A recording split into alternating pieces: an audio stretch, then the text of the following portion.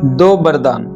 महात्मा बुद्ध की यह कहानी आप जरूर सुनिए, जिसका शीर्षक है दो वरदान। एक बार महात्मा बुद्ध अपने शिष्यों के साथ तीर्थ यात्रा के लिए जा रहे थे।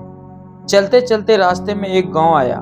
महात्मा ने कहा, आज का विश्राम इसी गांव में करते हैं। यह कहकर शिष्यों सहित उस गांव में चले गए।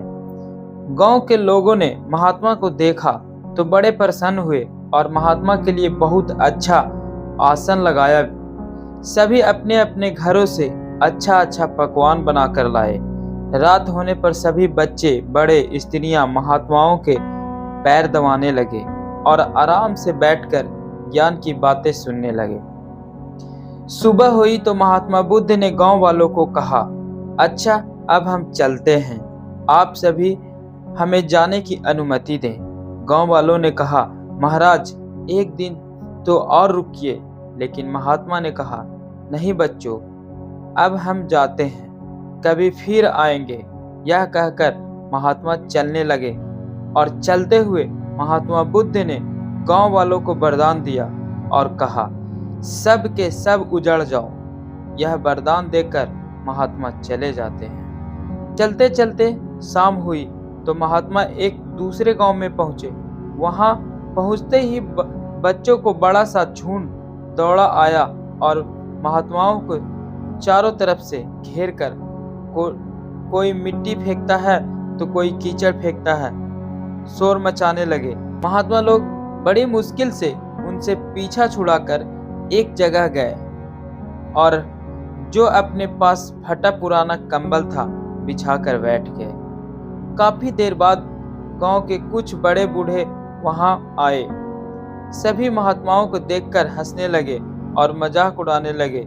एक जवान ने तो महात्माओं का कंबल ही छीन लिया और कहा, इनके क्या काम आएगा, कम से कम मेरी भैंस तो ओढ़ेगी।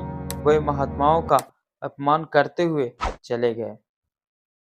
महात्माओं ने भूखे प्यासे रहते हुए बड़ी मुश्किल से रात बिताई। सुबह होती ही महात्मा चलने लगे और चलते हुए महात्मा बुद्ध ने गांव को वरदान दिया कि सब के सब बसे रहो।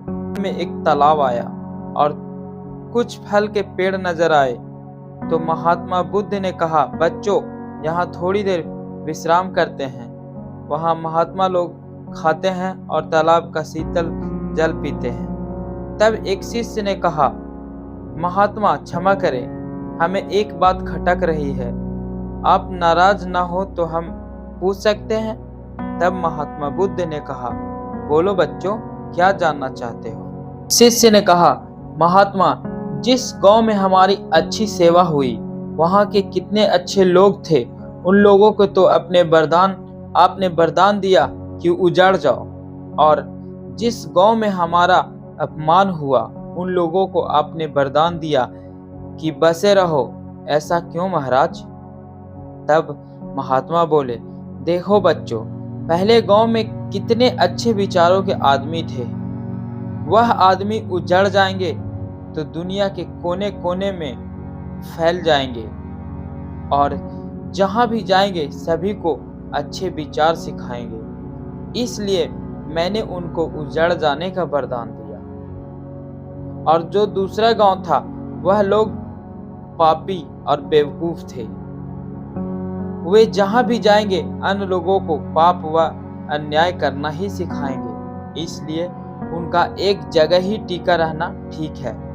इसी कारण मैंने उनको वरदान दिया कि बसे रहो। महात्मा की बात सुनकर सभी शिष्य अत्यधिक प्रभावित हुए। यह दो वरदान की कहानी आपको कैसी लगी, कृपया हमें कमेंट करके जरूर बताएं। चलिए मिलते हैं और एक नई कहानी के साथ। तब तक के लिए धन्यवाद।